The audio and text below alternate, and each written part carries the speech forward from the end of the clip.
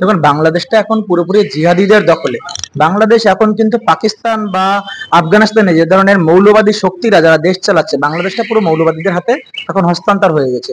এবং চিন্ময় কৃষ্ণ প্রভু, যিনি ওখানে হিন্দুত্ববাদী আন্দোলনের নেতৃত্ব দিচ্ছিলেন, হিন্দুদের উপর যেভাবে অত্যাচার চলছিল, এবং এই ইউনুস, আমার মনে হয় ওনার নোবেল পুরস্কারটা কেড়ে নেওয়া উচিত। নোবেল অথরিটি যারা আছেন, পুরস্কার যারা দেন, তাদের আরেকবার ভাবা উচিত, ভেবে কেড়ে নেওয়া উচিত। উনি পুরোপুরি মৌলবাদকে উনি প্রশ্রয় দিচ্ছেন, এবং নিজে এই জিহাদি যে আক্রমণ হিন্দুদের উপরে, সেটাকে উনি মানে একদম প্রশ্রয় দিচ্ছেন প্রশাসনিক ভাবে।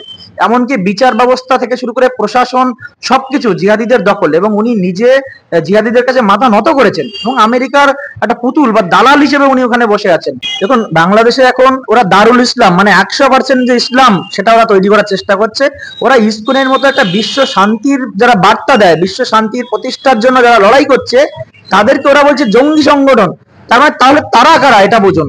সারা পৃথিবীতে ইসকনের যে সুনাম আছে, যারা শুধু সেবা কার্য করে এবং সারা বিশ্বে শান্তি প্রতিষ্ঠার জন্য অনবরত লড়াই করে যাচ্ছে, তাদেরকে যদি ব্যান করা হয়, তাদের উপর যদি হামলা হয়, তাহলে সেই দেশটা তাহলে মৌলবাদী জঙ্গি ইসলামিক শক্তি দ্বারা যে নিয়ন্ত্রিত হচ্ছে, সেটা এখানেই প্রমাণিত। সুতরাং এই বাংলাদেশ কিন্তু একেবারে মানে একটা ইসলামিক জঙ্গি গোষ্ঠী দ্বারা এখন পরিচালিত হচ্ছে। এই বাংলাদেশে শান্তি প্রতিষ্ঠা আর সম্ভব নয়। এবং হিন্দুরা যারা ওখানে অস্তিত্ব সংকটে আছে, তাদের পাশে সারা বিশ্বের হিন্দুদের কাছে আহ্বান জানাচ্ছি, আপনারা ওদের পাশে থাকুন। নইলে ওনাদের পাশে কারা থাকবে? ওদের অপরাধ শুধুমাত্র ওরা হিন্দু হয়ে জন্মেছে, এটাই তাদের অপরাধ। দেখুন, এই যে ওখানে ইসলামিক জঙ্গি গোষ্ঠী যারা আজকের যাদের এত দাপাদাপি, এটা শুধুমাত্র বাংলাদেশের পক্ষে একার পক্ষে সম্ভব নয়।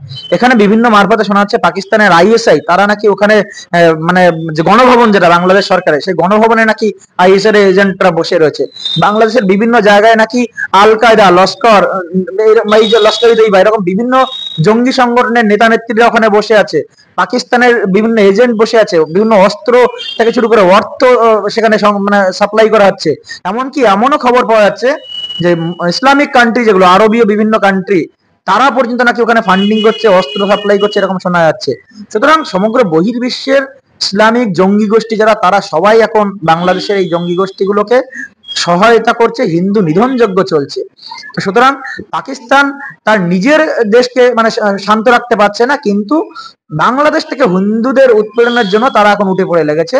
আমি বলবো ভারত সরকারের এখনই সময় উপযুক্ত ব্যবস্থা নেওয়া এবং বাংলাদেশকে উপযুক্ত সবক শেখানো, এখনই প্রপার সময় এখন।